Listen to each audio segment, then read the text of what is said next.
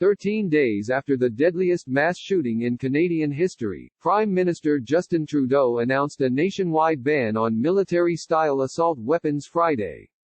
These weapons were designed for one purpose, and one purpose only, to kill the largest number of people in the shortest amount of time, Trudeau said at a press conference in Ottawa Friday. There is no use and no place for such weapons in Canada. The new policy immediately bans the use, purchase, sale, transportation, and import of 1,500 models of assault weapons, like the AR-15, the military-style semi-automatic rifle that has been used in many mass shootings in the U.S., including the shooting at Marjory Stoneman Douglas High School in Parkland, Florida.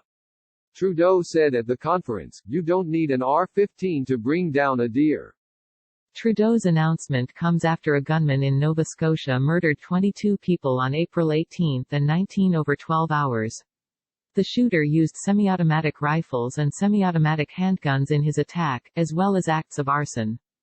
Their families deserve more than thoughts and prayers, Trudeau said in explaining the rationale behind the ban.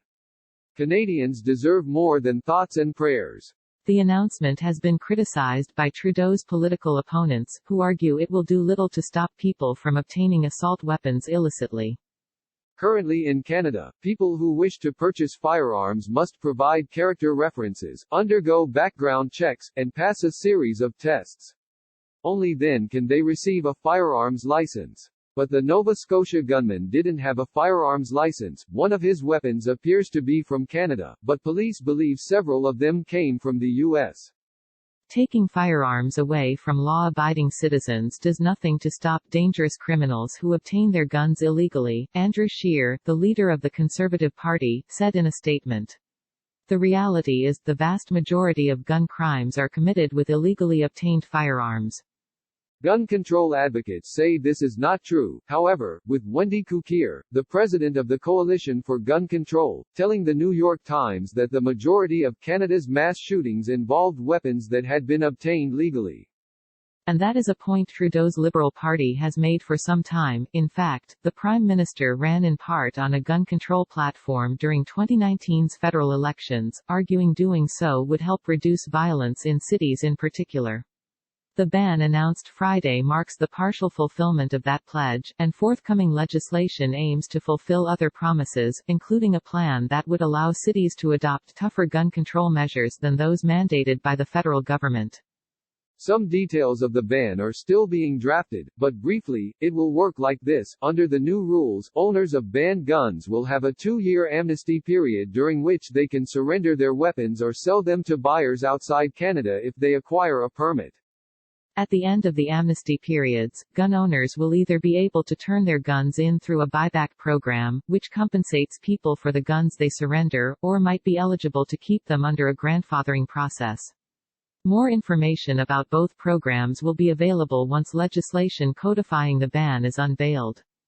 Public Safety Minister Bill Blair has said future legislation will also include policies intended to flag individuals considered too dangerous to own guns, and a framework to ensure gun manufacturers don't circumvent bans by creating new versions of prohibited models.